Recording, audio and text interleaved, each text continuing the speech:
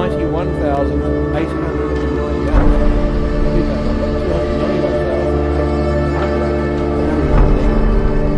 what it tells us is that last night, in coming forward, they've heard the call to be tested, and they have responded in numbers that we have never before experienced. Last night we managed to get 13,692 people to come forward for tests, which is quite incredible. That compares, in the last 3 weeks we got up to 10,902 at one stage, but also down in the low 4,000. So to get to more than 13,500 people, Deputy Public Health Officer here in New South Wales, and also Deputy Commissioner Gary Warboys.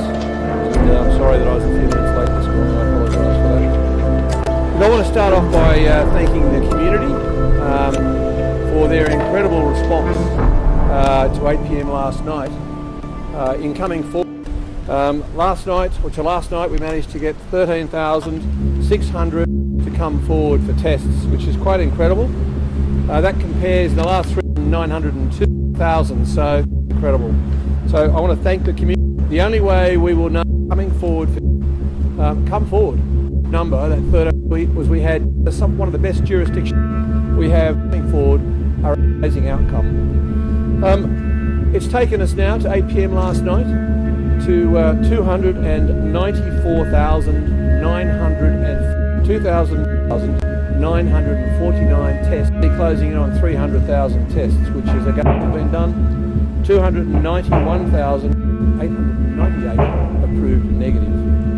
So what it tells us is that the messages, and that is also, and ever really get to the point where one cases. In fact, it's probably higher than that, and I'll ask Dr.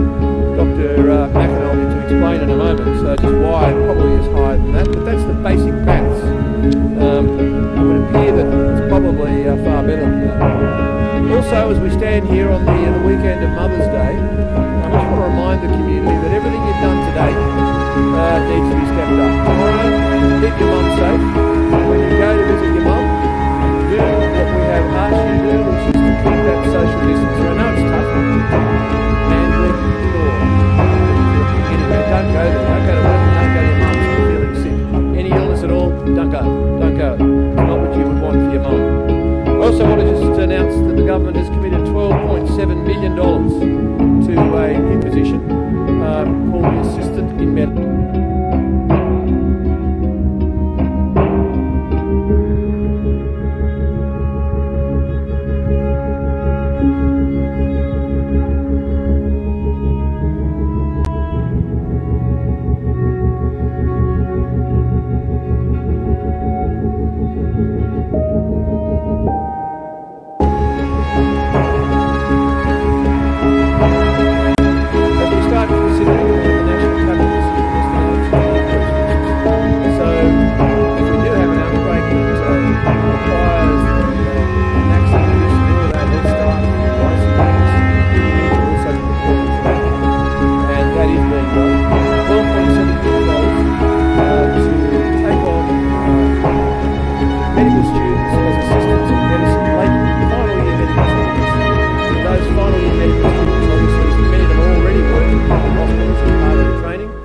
Still have ongoing training, but they'll also be on a part-time basis appointed to a new position, a COVID position, which is the Assistant in Medicine.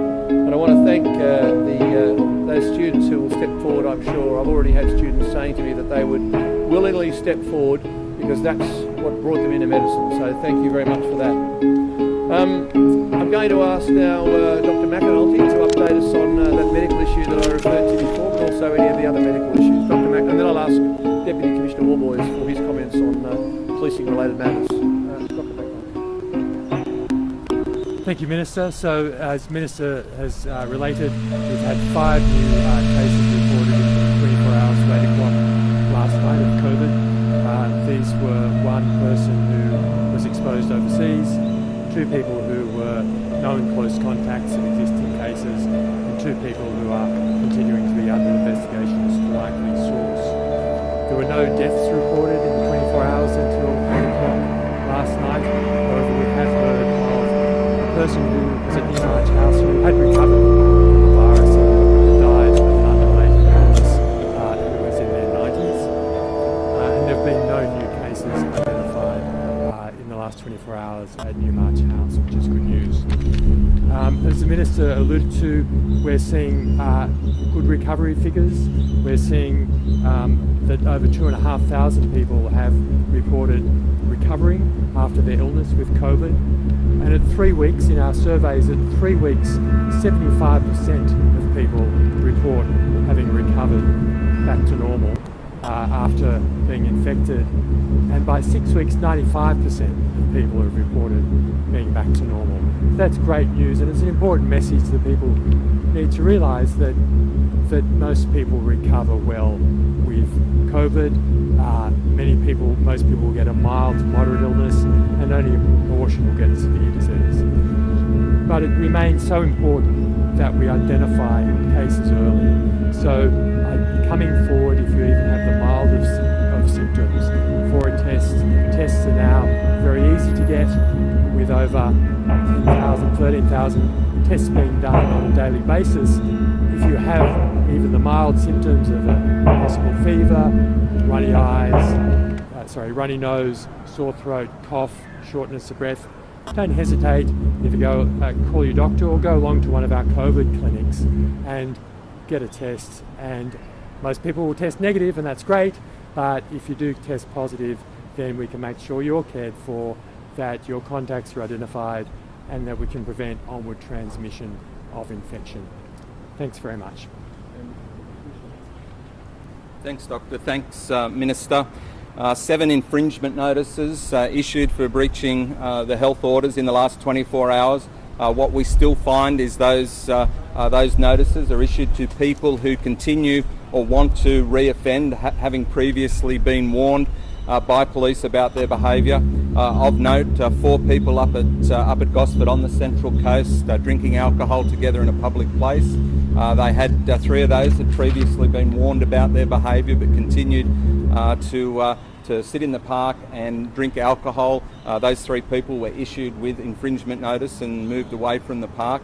Another example of a young 18-year-old man driving his motor vehicle in the Castle Hill area on his mobile phone, exceeding the speed limit, and also away from his primary residence without any good excuse at all. So not only issued tickets for those traffic infringements, but also in relation to breaching the public health order.